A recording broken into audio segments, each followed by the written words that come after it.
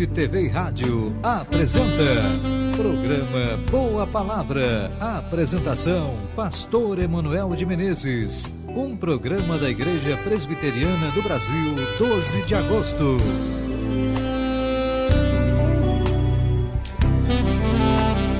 Bom dia mais uma vez. Chegamos até você com o programa Boa Palavra da Igreja Presbiteriana do Brasil, denominada em seu endereço local, Igreja Presbiteriana 12 de agosto, uma chama viva no altar de Deus. A Igreja Presbiteriana 12 de agosto, há 68 anos, anunciando que só Jesus Cristo salva.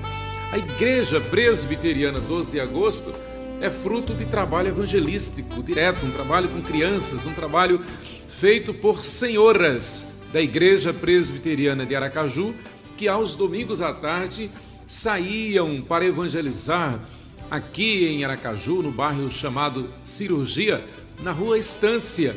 Esse trabalho começou em 1930 e aquelas senhoras reuniam as crianças e as famílias eram agregadas também. E durante cerca de 10 anos, depois de 10 anos de trabalho, o presbitério Bahia Sergipe, na época, organizou então, em 12 de agosto de 1949, a Igreja Presbiteriana 12 de agosto. E como falei, o slogan nosso é uma chama viva no altar de Deus. A Igreja Presbiteriana 12 de agosto procura trabalhar a família, obviamente. A Bíblia assim nos ensina. Quando o patriarca Josué disse, eu e a minha casa serviremos ao Senhor, quando o carcereiro de Filipos, perplexo, perguntara a Paulo e Silas, senhores, que devo fazer para que seja salvo? A resposta que o Espírito Santo colocou nos lábios de Paulo e Silas foi, crê no Senhor Jesus e será salvo tu e a tua casa. Na verdade, desde o Antigo Testamento, e não poderia ser diferente no Novo Testamento, o nosso Deus mostra o seu cuidado especial para com a família, para com as famílias. Hoje, 1º de dezembro, nós comemoramos oficialmente, iniciamos a comemoração, as comemorações do Natal de nosso Senhor Jesus Cristo. Na verdade, nós comemoramos o ano todo, o tempo todo, mas há uma data importante. A Bíblia diz que Jesus veio na plenitude do tempo. Gálatas capítulo 4, versículo 4. E em comemorando o Natal, em celebrando o Natal, vem à nossa memória o cuidado especial de Deus para com a família. Veja bem, Deus, para vir ao mundo, Ele veio através de uma família, gerado por obra e graça do Espírito Santo no ventre da Virgem Maria, veio ao mundo lá em Belém da Judéia, e a Bíblia diz que Maria estava desposada com seu noivo, José.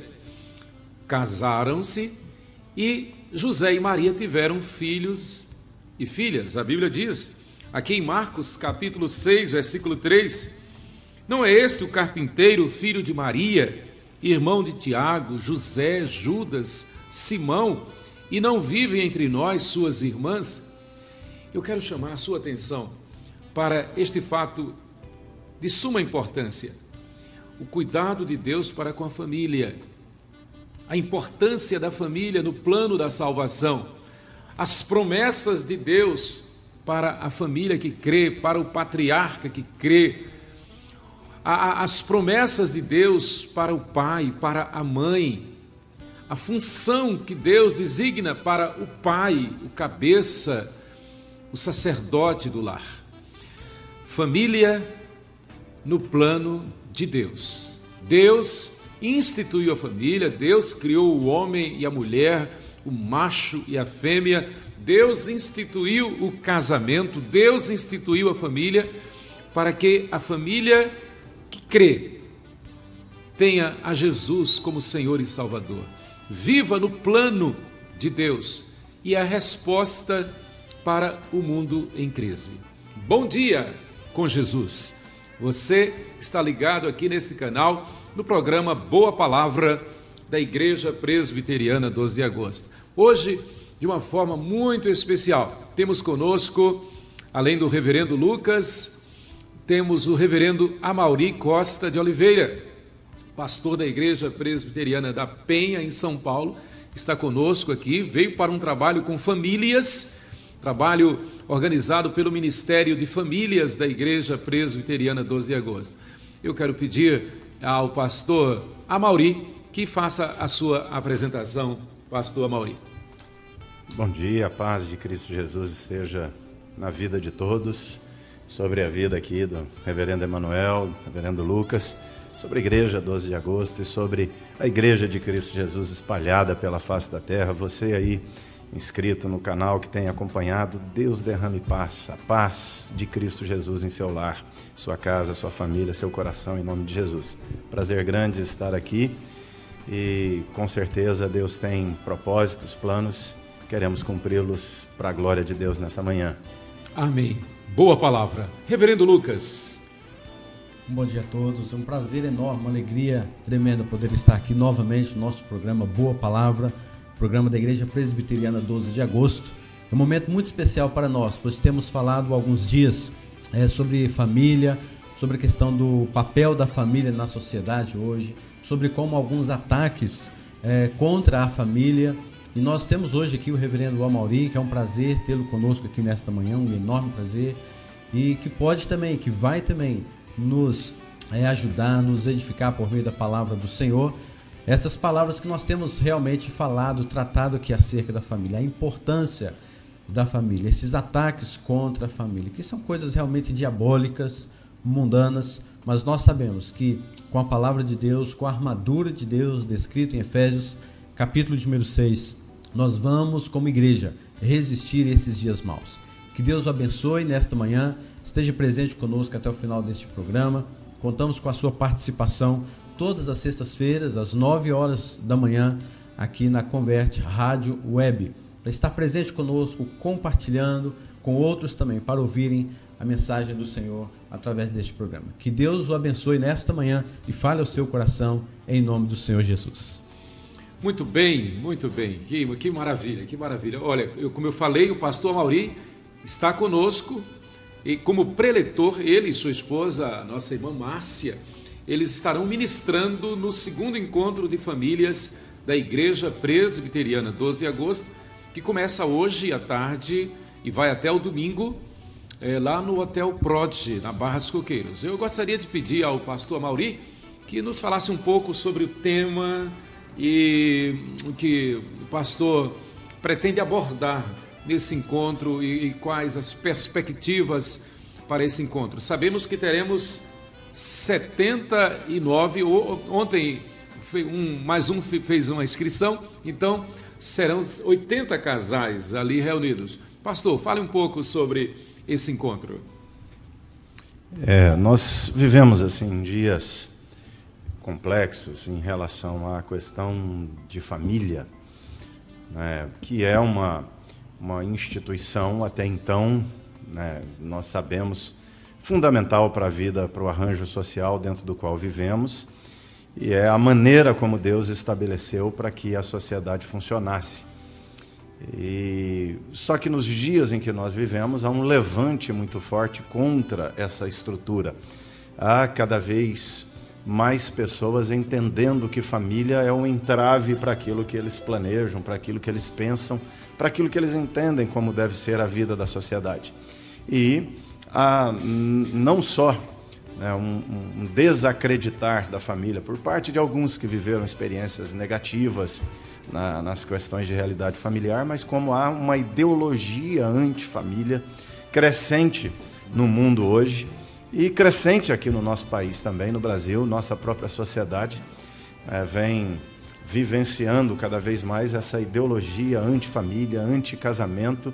Algumas pessoas não só desacreditam porque tiveram alguma experiência negativa, mas algumas pessoas se tornaram contra a ideia de família porque acham que esse arranjo dentro do qual nós temos vivido por meio de famílias, esse é um arranjo mau, esse é um arranjo maligno, esse é um arranjo injusto, esse é um arranjo negativo e que a sociedade seria melhor e seria mais evoluída, seria mais tranquila se não fosse esse arranjo, essa maneira, né? Se não existisse casamento, se não existisse família, alguns até entendem, não existiria propriedade, não existiria separação. Na verdade, nós entendemos o que há de maligno por detrás, mas nem muitos defensores dessa ideia entendem o que está de maligno por trás dessa ideia. Na verdade, alguns até bem intencionados, achando que seríamos todos uma grande família, aonde simplesmente todo mundo seria de todo mundo, ninguém de ninguém, né? E eles defendem isso por entender que isso seria melhor para a humanidade, mas sem perceber que isso não é novo, já foi defendido ao longo dos anos, mas isso, todas as vezes que foi implantado, todas as civilizações que implantaram esse tipo de mentalidade colapsaram e se extinguiram. Então, na verdade, quando são contra a família, eles estão defendendo sem perceber a extinção da família, consequentemente da própria sociedade organizada.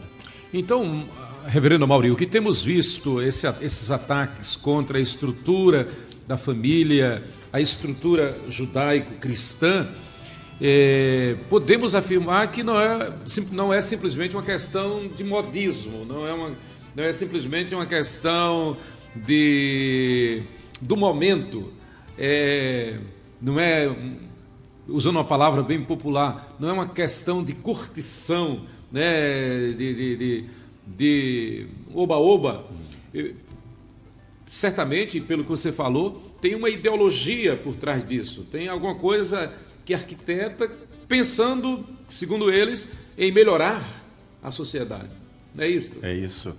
Tem uma ideologia, tem vamos dizer assim, uma sociedade alternativa, né? Dizendo, olha, essa sociedade, ela é caótica, ela é complicada, e alguns entendem que a razão dela ser como está no casamento, na família, está na mentalidade judaico-cristã. É essa mentalidade que traz todas as coisas más que existem na sociedade hoje. Esse pensamento, ele já foi um modelo de vida em grandes civilizações antigas.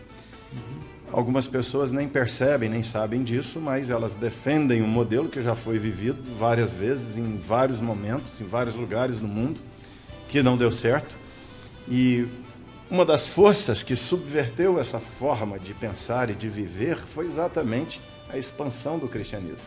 O mundo aonde Jesus chega é esse mundo de famílias líquidas, né? De famílias diluídas, de arranjos sociais altamente permissivos, de uma lida com a sexualidade extremamente aberta. Isso já foi vivido intensamente pela sociedade grega, sociedade romana, pela sociedade babilônica, sociedade egípcia, sociedade assíria, sociedade suméria, sociedade cananeia. Todas elas viveram essa realidade de uma libertinagem. Já experimentaram isso, que muitos pensam que é novidade hoje. Já experimentaram, já viveram toda essa liberdade que alguns entendem, né, que é uma liberdade. E já foram esta sociedade alternativa que sempre remeteu o mundo para o caos, trevas e caos. Quando Jesus vem, pega um mundo escuro, obscuro, caótico, ele anuncia uma mensagem que é a mensagem do Evangelho, que resgata essa estrutura, que é a estrutura com a qual Deus planejou a humanidade, estabeleceu para que a humanidade vivesse, e a expansão do cristianismo é que traz uma série de valores éticos, morais, e os estabelece no mundo, mas sempre vivemos essa tensão desses valores que vão, que avançam e que recuam. Por quê? É uma cultura e uma contracultura, é uma guerra espiritual, é uma batalha fortíssima, que é estabelecer esses valores em detrimento de valores que já estavam estabelecidos, ou seja, de uma ausência de valores que já estava estabelecida, né? Então há uma onda que vai e volta, empurra, daqui a pouco essa onda do que é antigo, caótico, humano, volta, e nós estamos vivendo isso nesses dias. Nós vivemos um avanço dessa onda daquilo que era antigo, não é novo, mas é maligno, é caótico, é contrariador mesmo daquilo que a palavra de Deus estabelece. E por detrás disso há uma ideologia e há uma pessoa por trás também, né? Que atravessa as eras, atravessa os tempos e está aí sempre empurrando a sua forma de pensar e sempre remetendo a humanidade para o caos. E é interessante, como você bem tem falado, todas as civilizações da mais remota antiguidade sempre serviram-se do argumento da fome, do argumento da necessidade de sobrevivência para dar vazão às suas taras, né? Ao seu humanismo mais crasso, mais pernicioso. E vejo que hoje a história é a mesma, né? Como alguém já disse, a história é a mesma, os nomes é que mudam. Então você que talvez esteja impressionado, esteja aceitando essa coisa de ideologia de gênero, você deve parar e refletir, pensar na tua história, pensar na história do teu pai, da tua mãe, do teu avô, da tua avó, pensar na história da nossa civilização cristã, na influência do cristianismo, do verdadeiro cristianismo, na cultura, na educação, nas artes, sem exagero nenhum, o que se tem de melhor na música clássica, nas artes, na literatura, na educação, sem sombra de dúvida, isso é inquestionável no mundo todo. É fruto, é influência do cristianismo. Defeitos, falhas, todos nós temos, né? Agora, não é porque A ou B errou, falhou, que nós vamos buscar uma sociedade alternativa, uma sociedade permissiva, onde, como bem falou o pastor Mauri, onde todos são de todos. Isto é indigesto, né? Isto é indigno. Eu gostaria de, com o pastor Lucas, que o pastor falasse também sua visão sobre esse momento em que o cristianismo, a igreja reformada, a igreja neotestamentária, tem enfrentado nessa guerra, nessa queda de braços, como bem falou o pastor, né, essa onda que vem contra a família e o papel da igreja como defensora da família. É importante nós lembrarmos que quem criou a família foi o próprio Deus, e Deus disse que tudo era muito bom, e viu Deus que tudo era bom. Como o pecado entrou no mundo, entra também, é claro, evidentemente, as doenças, né, os princípios imorais que agora permeiam a cabeça do ser humano. E com isso, durante o decorrer dos séculos, durante o decorrer do tempo, essa vida humana sem Deus acaba sendo atacada por Satanás, acaba sendo atacada por seus princípios, como se o ser humano estivesse aqui neste mundo sozinho, sem amparo de um Deus triuno, de um Deus perfeito, de um Deus que está acima, controlando todas as coisas. Então o homem se serviu como sendo o seu próprio Deus. Quantas vezes nós vemos na história bíblica os homens criando ídolos, afirmando, olha, este é o nosso Deus. E com este emblema, com esta visão, com estes argumentos, com este princípio, o homem acabou criando para si mesmo alguns deuses. E estes deuses, criados por ele mesmo, criados por eles mesmos, pelos homens, acabam trazendo para si alguns conceitos completamente errados, equivocados, contrários à própria vontade de Deus. E com isso, o ser humano começa a ter pensamentos muito distantes para o qual ele foi criado.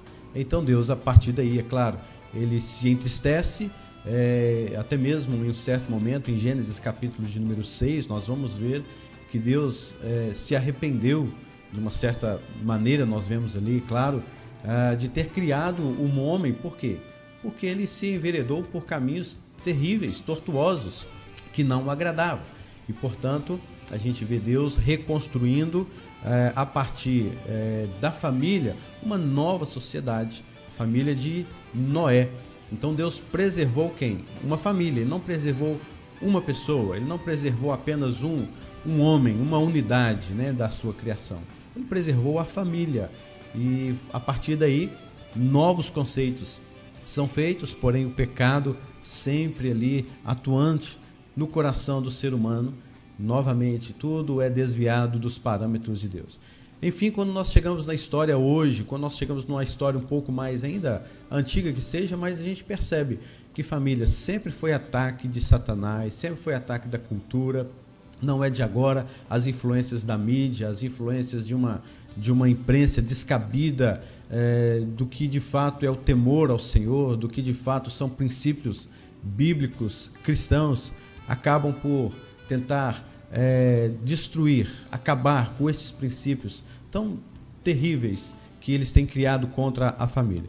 Porém, é papel da igreja, sim, se levantar, é papel da igreja, sim, se pronunciar, porque nós temos a verdade, que é a palavra de Deus. A palavra de Deus é a única verdade. Então, nós precisamos levantar e erguer as nossas vozes, sim, contra todas estas artimanhas de Satanás, do mundo, essas corrupções contra a família do Senhor. É papel da igreja levantar a sua voz, erguer a sua voz, erguer a palavra do Senhor e mostrar a verdade, que Deus é o Criador, o homem se desviou da sua vontade e cabe a nós voltarmos arrependidos para Ele em fé, para que toda a família, para que o ser humano volte-se para Deus e veja como é correto, a forma que Deus deseja que o homem caminhe, pois este é o princípio da palavra de Deus. É uma declaração, uma revelação da vontade de Deus para a vida do ser humano. Muito bem, muito bem. Eu vou pedir uma participação musical, um clipe musical, enquanto a gente reflete sobre este tema família. Família no altar de Deus.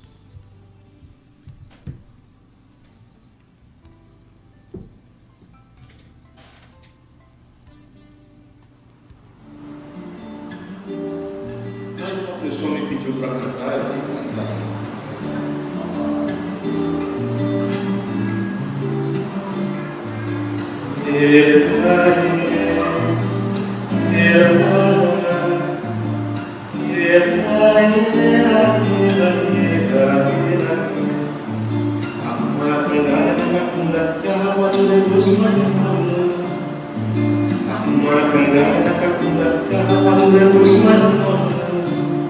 Cheguei papo no balaio dessa, anda perto passo pra chegar ligeiro, farinha doce, molhar na testa, olha lá na curva, chuva no lajeiro.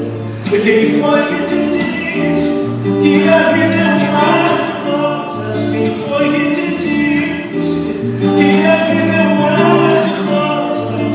Rosas têm espinhos e pedras no caminho, daqui até a cidade. Trago mais de tantas léguas, firmo um passo, segue em frente. Essa luta não tem trégua, fica na beira da estrada, e no fardo não carrega a granel felicidade. Não busquei ao parador. Vamos embora que a jornada não vai não há mais tempo de chorar por mais ninguém. Lá na feira a gente compra, a gente vende, a gente pede até barganha aquilo que comprou. E te prometo que depois do fim de tudo, na quitanda da esperança, eu te compro um sonho mascarado, embrulhado no papel, um de seda azul, pra te consolar, pra te consolar, pra te consolar, pra te consolar. Arruma a cangalha da capunda, ela pode ler doce, mas não dói. Arruma a cangalha da capunda, a rapadura por cima da banda.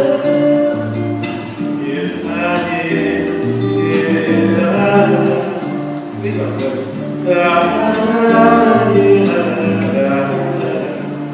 Gente, papo de balaio, quando aberto o passo para chegar ligeiro, variando esse molhar na testa, olha lá na curva, chuva no lajeiro. Quem foi que te disse que a vida é um mar de rosas? Quem foi que te disse que a vida é um mar de rosas? Rosas têm espinhos e pedras no caminho, daqui até a cidade é pra mais de tantas léguas, firme o passo, segue em frente. Essa luta não tem trégua, fica na beira da estrada, e o fardo não carrega a grande felicidade. Não busquei ao labrador.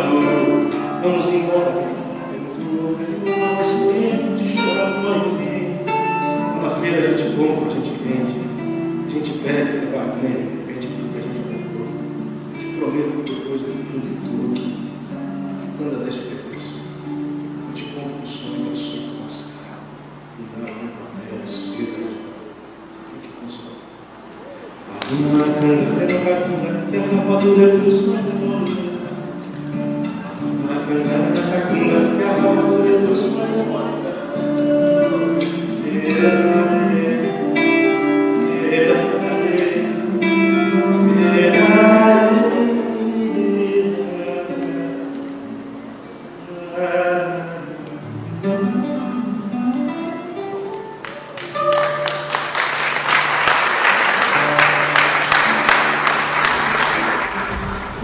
Muito bem, João Alexandre, esse deleite maravilhoso, o melhor da música evangélica, da música cristã. E a gente volta aqui com o pastor Mauri, falando sobre família, a família cristã, a família hoje. E esse embate, essa luta que a família está enfrentando quando ideologias vêm questionando a família, questionando a estrutura da família e até questionando o sexo, né? Pastor Mauri, como é que a gente pode enfrentar, à luz da Bíblia, esses que se levantam contra a família? A primeira coisa é essa, né? Entender o que está por trás desse levante. Entender que, como Paulo disse lá em Efésios, falando sobre a batalha espiritual, Efésios 6, ele vai dizer que a nossa luta não é contra carne e sangue, ou seja, nós não estamos lutando contra pessoas, nós não estamos lutando contra partidos, nós não estamos lutando contra o indivíduo de outra religião, né? Não, nós estamos batalhando contra uma ideia, uma ideologia que tem sua fonte no destruidor da vida humana, ou seja, o que o diabo quer não é só destruir a família, ele quer destruir a humanidade. E ele sabe que para levar a humanidade ao caos, é só levar a humanidade a questionar os modelos de Deus para ela. E dentre os modelos de Deus de vida, de arranjo social, o arranjo de família, o arranjo da moral sexual, que todo mundo confunde, né? A turma que pensa assim acaba confundindo moral com moralismo. Eles acham que todas as vezes que nós falamos de moral, nós estamos falando de moralismo. Moralismo até nós somos contra, né? Não somos defensores de moralismo, nós somos defensores de moralidade. Por quê? Porque nós cremos num Deus que é um ser moral. As civilizações antigas, que acreditavam em deuses, não seres morais, então também viviam num arranjo social que não exigia, que não tinha moral. Não era importante o conceito de certo e errado, não era importante o conceito de pecado, por exemplo, para aquelas sociedades antigas. E estão tentando reconstruir essa mesma sociedade, e a gente pode dizer que nossa luta não é contra essas pessoas que estão tentando, tanto é que lá atrás, por detrás daquelas sociedades lá, estava o mesmo autor que está levantando pessoas. E uma coisa que as pessoas, às vezes, quando falamos de diabo, não entendem, é que demônio, Satanás, é um espírito, é uma mente brilhante, é uma mente capacitada que, ao longo de toda a história da humanidade, vem influenciando a humanidade e sempre agindo, atuando para tirá-la do caminho. E nós somos seres caídos, somos seres que temos em nós, sozinhos, sem a ajuda do diabo, o DNA do mal, implantado desde a queda.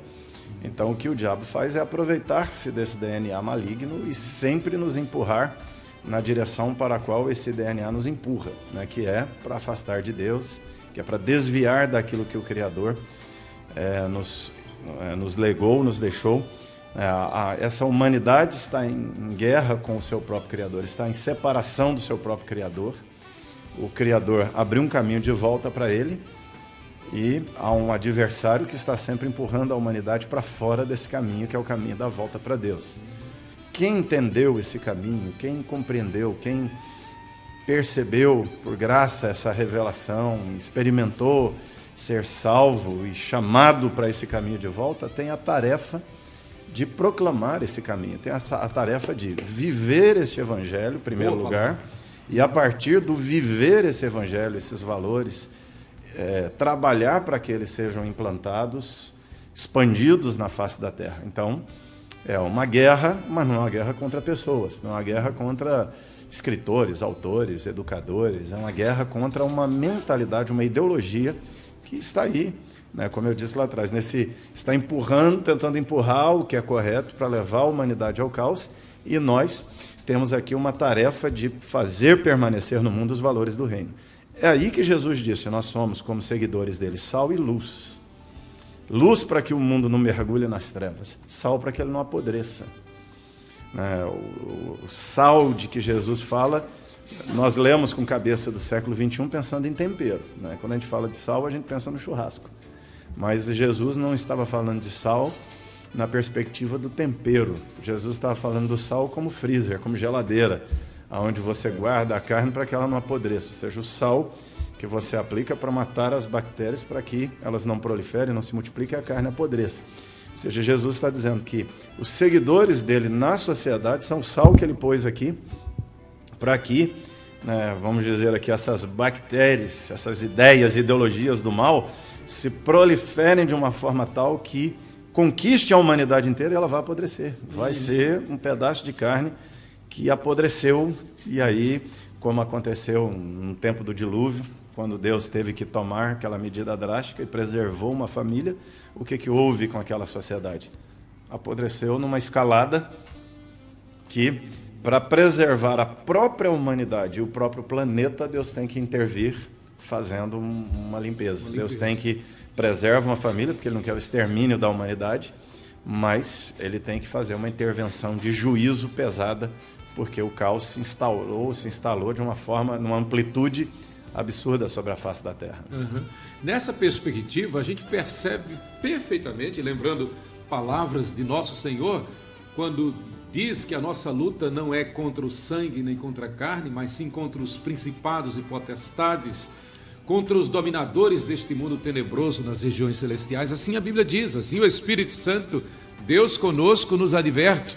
Então, trazendo isto para a fé cristã, ou melhor, enfatizando a importância da fé cristã nessa luta e ratificando o que o pastor Amaury falou, a nossa luta não é contra partidos, não é contra pessoas, não é contra o homem, não é contra pessoas. A nossa luta é contra uma ideologia espiritual do mal, contra uma força que se levanta servindo-se dessa matéria-prima que é a maldade que está em nós. Nós somos maus por natureza, somos pecadores, né? E aí a gente vê a importância de a igreja honrar o seu papel de sal, né? E inclusive não apenas para fora do saleiro, mas inclusive dentro do saleiro, porque a gente percebe que nesta geração tem crescido um cristianismo, um evangelho anátema, falso, não é? Que tira a autoridade da igreja como um todo de ser sal e luz. Não é verdade isso, Amaury? Eu creio que nessa luta, e trazendo à memória um dos fundamentos da reforma, a igreja reformada sempre se reformando, não se enclausurando, não voltando para um mosteiro, não querendo resolver o problema na base do fundamentalismo, mas sim na base do puro cristianismo, né? Da santidade, da graça, da alegria do evangelho. Então eu perguntaria, pastor Amaury, em sendo sal da terra, qual a responsabilidade da igreja para consigo mesma, num plano mais geral possível? Paulo fala de nós não julgarmos o mundo e não julgarmos a nós mesmos, né, para não corrermos o risco de condenar o mundo e condenarmos-nos a nós mesmos naquilo em que nós condenamos o mundo, né? Então, ou seja, Paulo vai falar de começarmos, né, a ocasião de começar o juízo pela casa de Deus. Uhum. Ou seja, por isso que eu disse, o bem que a igreja pode fazer ao mundo, em primeiro lugar, é viver os valores do reino, é viver o evangelho. Boa Depois palavra. Pregar o evangelho sem vivê-lo é fazer um mal ao Evangelho, porque nós desautorizamos o Evangelho diante dos homens, nós envergonhamos o Evangelho diante dos homens. Nós, no ministério da reconciliação da segunda carta aos Coríntios, quando Paulo escreve, ele fala de não dando nós nenhum motivo de escândalo para que o ministério não seja censurado.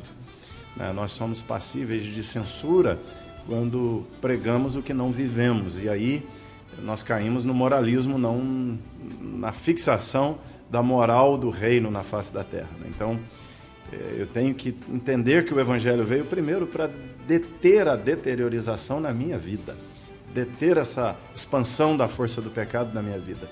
E subjugado o pecado na minha vida, eu vou trabalhar para que ele, então, seja subjugado na própria sociedade. São homens transformados que transformam uma sociedade. Pessoas não transformadas não têm poder nenhum de transformação da sociedade, a não ser para piorar. Vão contribuir com o mal dela. Então, o desafio é ser sal. Ser sal, naturalmente, nós vamos ter nossa contribuição. A nossa vida, a nossa pregação, o nosso exemplo vai ser naturalmente inspiração para muita gente que, mesmo não sendo cristão, que mesmo não entendendo esses valores ou não sendo um defensor desses valores, são simpatizantes deles e vão copiar esse modelo. Perfeito, perfeito. Pastor Lucas, como um líder eclesiástico, como pastor, e a gente sabe, o cristianismo verdadeiro, ele é universal, o sacerdócio do crente é universal, a conversão é obra do Espírito Santo, mas nós como servos, como cristãos, o que nós poderíamos dizer de forma assim afirmativa, de forma instrutiva, desafiadora, como se fosse uma reforma hoje no século XXI, uma reforma protestante no seio da igreja evangélica para os nossos pares, quando vemos, por exemplo, que a estatística não bate com a realidade do que propõe o evangelho. A Bíblia diz, Jesus diz, e conhecereis a verdade, e a verdade vos libertará. Mas o que nós vemos hoje é que há um proliferar de igrejas, um proliferar de templos, um proliferar de pregadores, mas a melhora da sociedade não tem seguido esse mesmo ritmo. A gente pode dizer até que é na razão inversa, né? Quanto mais aumenta o número de templos e cristãos, evangélicos, o número de pregadores, parece que aumenta a violência, aumenta a promiscuidade. O que nós poderíamos dizer para o meio evangélico, a partir desse tema que temos debatido? O pastor Mauri tem falado tão claro, tão bem, sobre a igreja como sal da terra. É retornar a falar aquilo que os profetas do Antigo Testamento falaram, né? Arrependei-vos, voltem-se para Deus, observem o caminho do Senhor, trazer, mesmo que seja o fato de uma perseguição que possa ocorrer, como ocorreu nos próprios tempos da Reforma Protestante, que era o quê? Exatamente o retorno à Escritura, né? O sola Scriptura, ou seja, o retorno à Escritura, somente as Escrituras, é o que trouxe, de fato, uma tremenda perseguição àqueles que defenderam esta ideia. E hoje, da mesma maneira, precisamos voltar e falar isso de uma forma muito clara a todos, de igual forma, que devemos nos voltar àquilo que é princípio básico da vida do ser humano, que é a vontade de Deus. E onde está essa vontade? Na palavra de Deus. Mas aí a gente volta lá para a carta de Paulo a Timóteo, capítulo de número 4, 2 Timóteo, capítulo de número 4, onde Paulo afirma que os homens, no capítulo anterior, no capítulo de número 3, ele fala que os homens teriam atitudes terríveis, seriam egoístas, negligentes, mais amigos dos prazeres do que amigos de Deus, seriam sorrateiros, infames, seriam desprovidos desta graça. Então a gente percebe que é uma realidade cotidiana, mas Paulo à frente ele fala com Timóteo assim: tu porém, ou seja, você não está, não pode de maneira nenhuma estar incluído nestas designações, nestas características dos homens desses últimos dias. Você não, tu, porém, permanece naquilo que aprendeste, de que foste inteirado. Trazendo isso para a igreja dos nossos dias, a gente percebe que há uma realidade tal como essa que Paulo descreveu, mas a igreja da mesma maneira, ou seja, você não, tu, porém, permanece. A igreja deve permanecer naquilo que ela aprendeu, de que foi inteirada, que é a palavra de Deus, permanecer na palavra de Deus. E ainda Paulo continua agora, então, no capítulo número 4, ele fala assim, numa outra linguagem aqui na versão bíblica, ele fala assim: você descobrirá que daqui a um tempo o povo não vai mais ter estômago para um ensino sólido. No entanto, vão se encher de alimento espiritual estragado, mensagens cativantes que combinam com suas fantasias. Eles vão virar as costas para a verdade, vão trocá-la por ilusão. Mas você, novamente Paulo fala, esteja atento ao que faz. Encare os tempos difíceis junto com os bons. Mantenha a mensagem viva. Faça um trabalho bem feito como servo de Deus. Então esta é a mensagem para a igreja de Cristo Jesus. Esta é a mensagem para nós como pastores, como líderes, de manter aquilo que nos tempos difíceis, tais como os nossos, manter a sã doutrina, manter uma boa pregação, manter de fato aquilo que é a mensagem viva da palavra de Deus. Então é isso que precisamos, como diz muito bem o reverendo Amauri, ser sal da terra, ser não somente o fato do tempero, mas é exatamente de uma forma ampla e afirmativa, ser esta igreja, este povo que conserva a boa palavra, para que, mesmo que haja uma certa rejeição, haja, porém, aqueles que trabalham fielmente com a palavra do Senhor, que pregam os princípios, que agradam a Deus e que levam o evangelho a toda criatura, mostrando o que de fato é a vontade de Deus para o homem hoje em dia. Muito bem, muito bem. Um dos fundamentos, um dos princípios da Bíblia é a moderação. Faz parte do fruto do Espírito, a longanimidade. E é preocupante quando a gente vê aqueles que estão com a Bíblia na mão, aqueles que apresentam-se como igreja, de alguma forma indo para extremos, seja impondo um jugo que eles mesmos não conseguem desvencilhar-se, não conseguem carregar, seja se enclausurando, se fechando, se trancando num fundamentalismo que nega a ação principal do cristianismo, que é a grande comissão, é o ide, é o sair, é o evangelizar.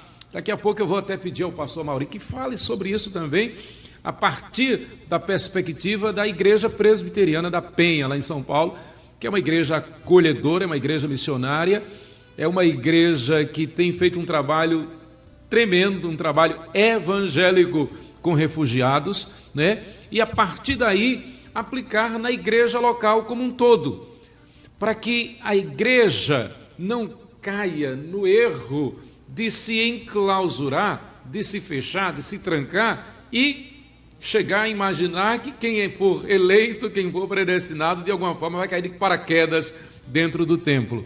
Quando a grande comissão da igreja é ir por todo mundo pregando o evangelho a toda criatura, é acolhendo, é abraçando, é perdoando, é se humilhando, não é? É fazendo uma meia-culpa. Eu creio que um dos fundamentos principais do cristianismo, do ser cristão, é reconhecer as suas falhas, os seus erros, as suas limitações, os seus pecados. Mas isso nós veremos no próximo bloco, porque teremos mais um intervalo musical, mais um clipe musical para o nosso deleite em enlevo espiritual. Rei agora, o Rei dos Reis, Senhor dos Senhores, soberano Deus, é Jesus, é Jesus, é Jesus.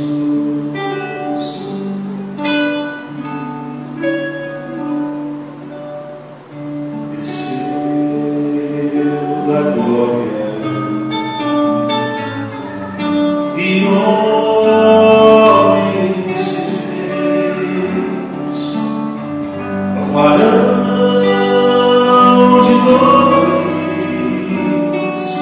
servo sofredor, padecer, seu Jesus, padecer.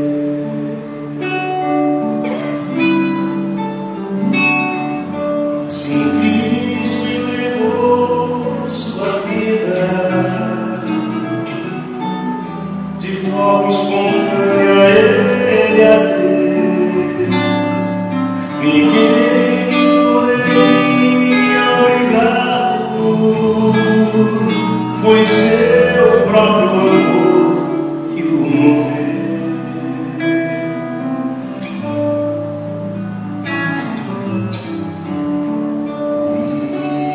Isso reina assim.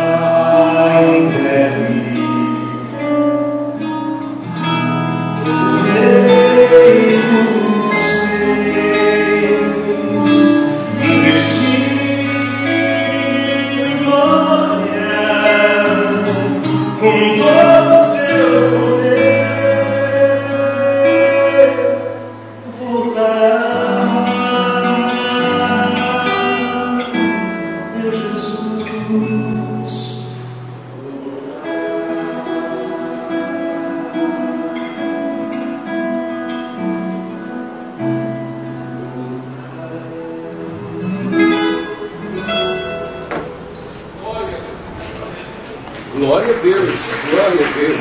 Tua palavra.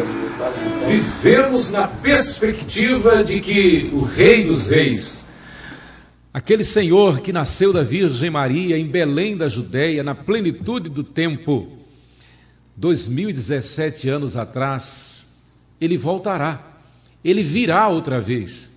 Vivemos nesta perspectiva a mensagem da volta de Jesus, do estabelecimento do seu reino eterno.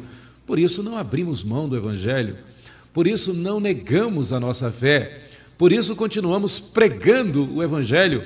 Missão da igreja é anunciar que o reino de Deus não se limita a esta terra. O reino de Deus é eterno, o reino de Deus extrapola a imaginação humana, é transcendente, é eterno. E os fiéis em Cristo estarão com Ele por toda a eternidade na glória celestial, na pátria celestial. Você precisa saber, Jesus diz: aquele que me confessar diante dos homens, eu o confessarei diante de meu Pai que está nos céus. Mas aquele que me negar diante dos homens, também eu o negarei diante de meu Pai que está nos céus. Mateus capítulo 10, versos 32 e 33. Deus é amor, Deus é justiça. Nós continuamos falando sobre o tema do nosso programa hoje, família e o papel da igreja. Agora, mais uma vez, pedindo ao nosso pastor, nosso conferencista, reverendo Amaury, que fale sobre o cuidado que a igreja deve ter consigo mesma e a responsabilidade em agir fora das quatro paredes, como a gente costuma dizer. E, se possível, já nesse bloco, falar um pouco sobre a sua experiência na Igreja Presbiteriana da Penha, Amaury. Certo.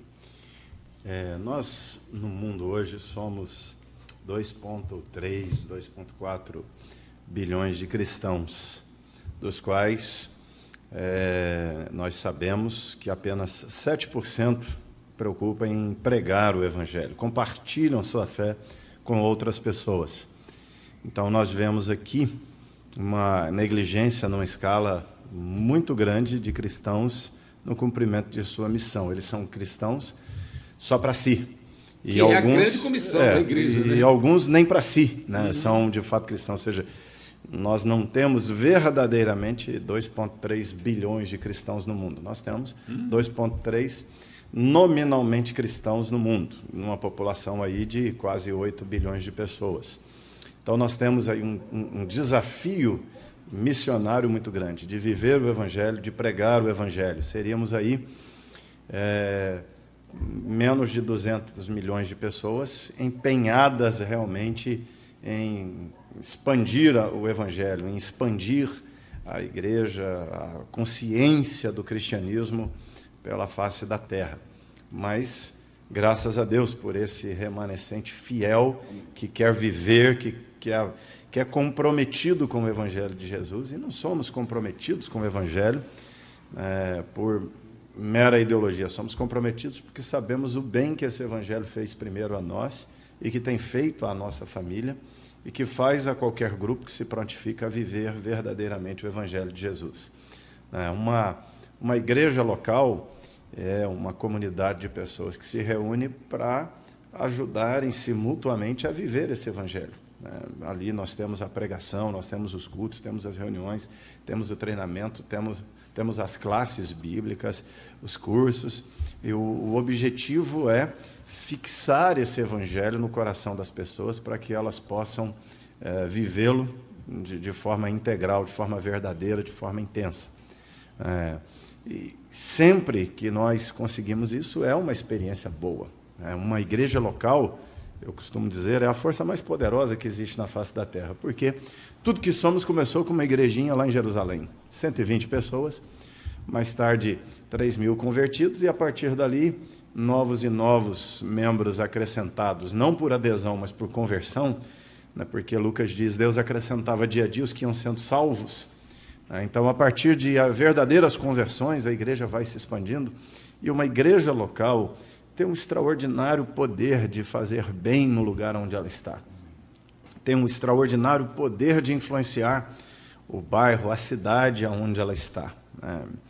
E a igreja, ela tem esse poder de acolher, tem esse poder, né, de abraçar pessoas. Nós podemos ver, eu posso dizer a partir da experiência local nossa, que temos feito um esforço tremendo de cuidar bem de famílias, de ensinar os maridos a serem maridos, ensinar as esposas a serem esposas, ensinar os filhos a serem filhos, ensinar os pais a serem pais de verdade. Esse é um treinamento que a igreja tem feito, um esforço no qual as igrejas têm se empenhado. Eu tenho pregado, dado palestras pelo país inteiro, fora do país, para reuniões como essas que teremos aqui, né, um encontro onde você leva 80 casais, leva filhos, e ali um fim de semana você vai treiná-los, vai falar da palavra, dos valores, de como podem ser famílias melhores e viver melhor todo o potencial que o ser família lhes dá. E temos feito também retiros, cursos, classes na igreja. Somos uma igreja preocupada com família, cuidamos de divorciados, de viúvos, temos preocupado em cuidar dos pobres, cuidamos de estrangeiros. São Paulo é a cidade no Brasil que mais recebe refugiados hoje, e nós temos visto chegar ali famílias destroçadas pela guerra, pela perseguição religiosa. Estamos acolhendo sírios, estamos acolhendo paquistaneses, estamos acolhendo cubanos, estamos acolhendo marroquinos, bolivianos. Temos uma comunidade de bolivianos dentro de nossa igreja, temos culto em espanhol, temos classe em inglês. Somos uma igreja multicultural, porque entendemos que o Evangelho é para todos os povos da terra, e o Evangelho é a esperança para todos os povos da terra. E nosso empenho, nosso esforço como igreja local é para tentar estar entre os 7%. Boa, não quero estar entre os 97% que não vivem direito e nem pregam direito o Evangelho de Cristo Jesus. O empenho é estar entre esses 7%. E graças a Deus, a gente também tem um lado ruim, de que uma grande parte não prega, mas nós temos um exército de mais de 200 milhões de pessoas empenhadas em viver, trabalhar, servir. Pode ser aparentemente bem insignificante, mas um pouquinho de sal já faz toda a diferença, né? Muito bom, boa palavra. Pastor Lucas, no contexto local, seja aqui, seja em qualquer cidade do mundo. Então, qual a nossa resposta? Como deve ser a nossa resposta à luz da Bíblia diante do clamor da sociedade e diante do agnosticismo, diante dessa incredulidade, desse humanismo desvairado? A resposta mais contundente que a gente pode dar é pregar o evangelho mesmo de Cristo Jesus, que Cristo Jesus morreu por nós, veio para salvar a humanidade exatamente destes princípios loucos, desta coisa louca que é o pecado. Cristo Jesus é a solução.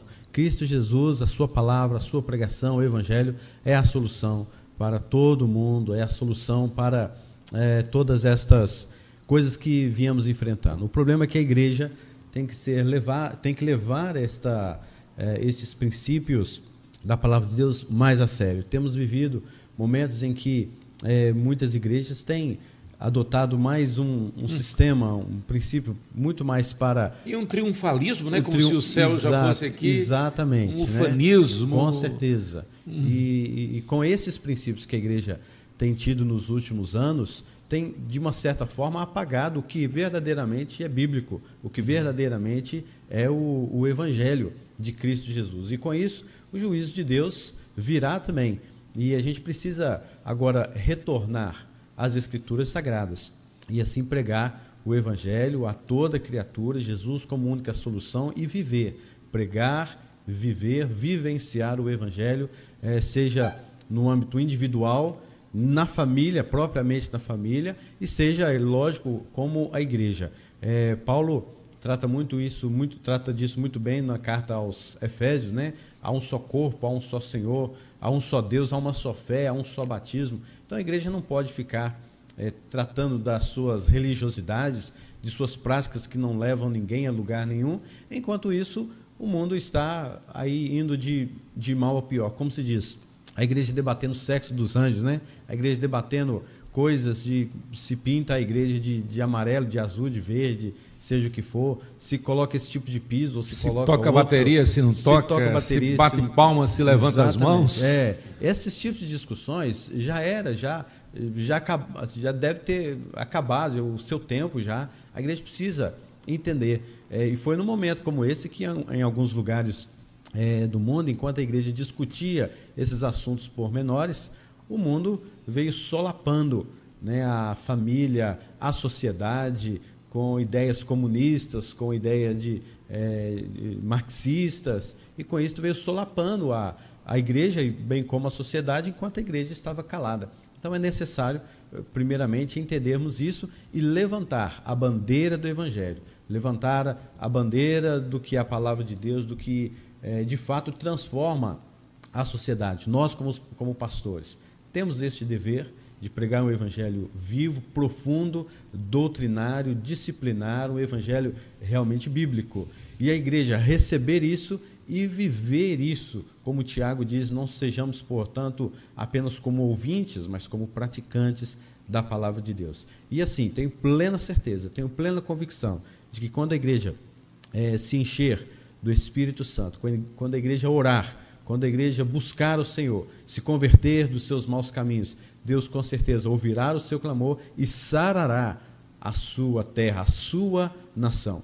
E essa é a função da igreja, não é a função dos políticos, não é a função de uma ONG, não é a função de uma organização X ou Y, mas é uma função da igreja do Senhor Jesus Cristo. Ela tem a verdade da palavra de Deus e esta verdade precisa ser propagada. Então a solução para tudo isso é de fato Cristo Jesus, como sendo o Senhor das nossas vidas, o Senhor de todas as coisas. Muito bem, e não é por força nem por violência, é pelo Espírito de Deus, e através de servos consagrados. A Bíblia diz, além disso, que se requer dos dispenseiros, é que cada um deles seja encontrado fiel. Nós não temos que apresentar-nos a nós não temos que aparecer de jeito nenhum. João Batista, o maior dos nascidos de mulher, disse: convém que Cristo cresça e que eu diminua cada vez mais. Pastor Amaury, você é escritor, tem escrito alguns livros E você já nos deixou com água na boca, falando do projeto de um livro baseado em Gênesis capítulo 4. Fale um pouquinho sobre esse projeto que já nos dá água na boca, pastor. Então, eu já escrevi sobre a família de Jesus, né, a genealogia de Jesus, já escrevi sobre a família de Jacó. Estou trabalhando agora na primeira família, né, e o livro vai se chamar A Família de Todos Nós, que é um livro que vai abordar a primeira família lá de trás, a família de Adão, que é Gênesis 4, quando a Bíblia diz, coabitou Adão com sua mulher. A expressão, né, num português mais antigo, coabitou, conheceu, ou no nosso linguajar, teve relação sexual com sua esposa, e ela engravidou e deu à luz um filho, e daí nós temos Abel, Caim, Sete e toda a descendência de Adão. Mas nós vamos olhar para aquela primeira família, perceber que aquela família violou 3 princípios de vida essenciais para que a vida funcione, para que a vida caminhe de forma ordeira, de forma organizada. Quando aquela família violou estes princípios, ela remeteu a humanidade para o caos. E uma família verdadeiramente cristã, uma família que de fato vive o Evangelho, vai guardar e preservar esses princípios, que é o princípio da autoridade. O homem rejeitou o princípio do governo de Deus sobre ele. Quando Adão e Eva pecam, é uma rebelião contra o domínio, contra o senhorio de Deus sobre eles. E, consequentemente, o conceito de autoridade e liderança é destruído. Nem Deus lidera Adão, porque Adão não aceita a liderança de Deus. Adão não é líder de sua esposa, porque é Eva que está no comando. E os filhos também não obedecem aos pais, porque os filhos, o Caim mata o Abel a contragosto dos pais, com certeza, e a família se perde. Há um desejo de vingança contra Caim, dos irmãos, e assim a família ali se perde, se desorganiza completamente. Há um princípio da autoridade que organiza a vida, e ele é essencial para que a humanidade viva bem. Sem esse princípio do governo e do governo de Deus sobre o homem, a Bíblia vai falar de Gênesis a Apocalipse sobre esse princípio de governo, tanto é que em Apocalipse a palavra central é trono. A palavra-chave de Apocalipse é trono, o governo de Deus sobre nós.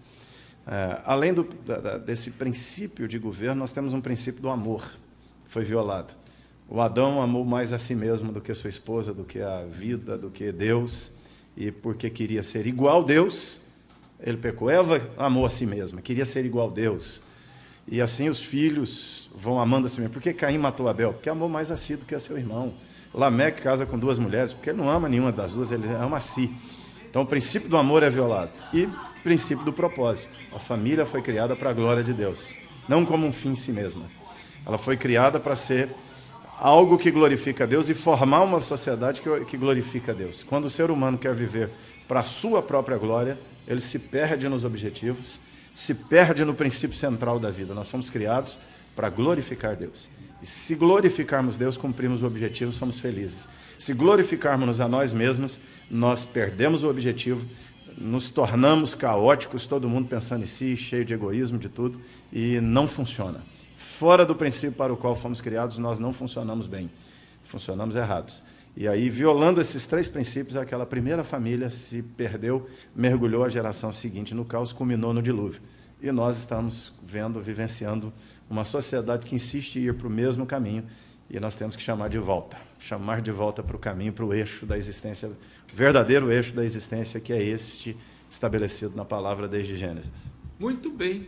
Esta é a essência do Evangelho, do cristianismo, da revelação que Deus nos dá na sua palavra, na Bíblia Sagrada, buscando trazer-nos de volta, resgatar os valores estabelecidos por Deus, resgatar a função para a qual Deus criou o homem e a mulher, criou o macho, criou a fêmea, instituiu a família e, naturalmente, somente à luz da Bíblia, somente através de uma vida piedosa, uma vida quebrantada, uma vida de alguém que faz o seu meia-culpa, de alguém que se reconhece indigno da graça, mas alcançado pela misericórdia e graça de Deus, e procura então viver não como o melhor, não como o padrão, porque o padrão é Deus, o padrão é Jesus.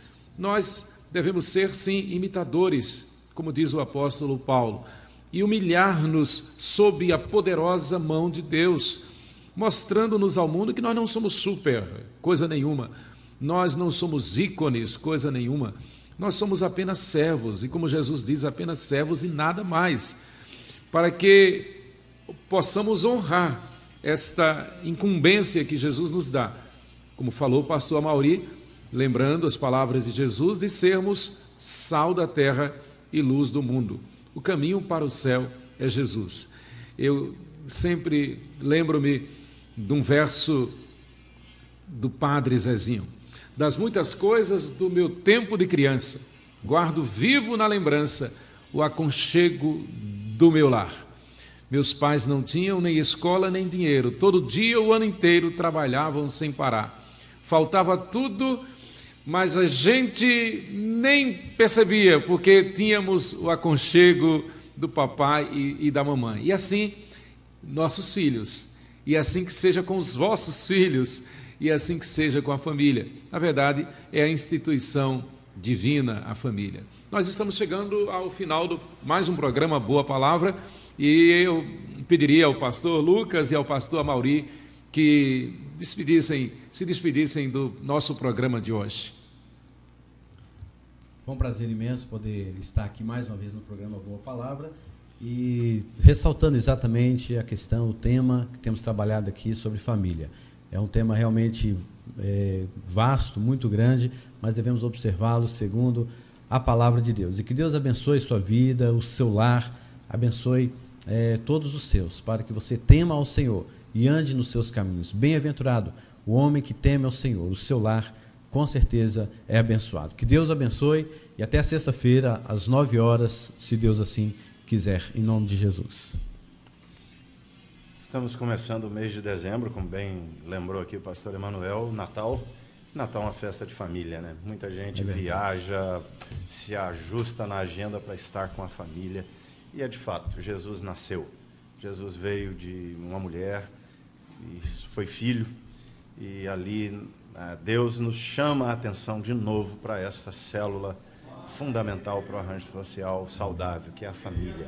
E a partir de uma casa, a redenção entra no mundo. Foi a partir de uma casa que o caos se instaurou, mas é a partir de uma casa, de um nascimento, que a esperança veio. Então, nosso desejo é que cada um de vocês tenha um mês de dezembro abençoadíssimo, lindas celebrações, mas que, sobretudo, se reúnam em torno de Jesus Cristo, que é a esperança para a humanidade. Que boa palavra, que boa palavra, que boa deixa. Só um instantinho. Então, desejando um Feliz Natal, iniciando hoje o mês de dezembro, não é? E que, como bem falou o pastor Amauri, celebremos o Natal em família, celebremos o Natal na família maior, a igreja, a família lavada e redimida pelo sangue de Jesus, a família do sangue de Jesus, os irmãos pelo sangue de Jesus. Feliz Natal, celebre o Natal com a tua família, celebre o Natal exaltando a Jesus. O Senhor do Natal é Jesus, não há outro, não é outro. E o melhor presente do Natal é você entregar o teu coração a Jesus. Que Deus nos abençoe. Um Feliz Natal e até o próximo programa, se Deus assim nos permitir. Bom dia com Jesus.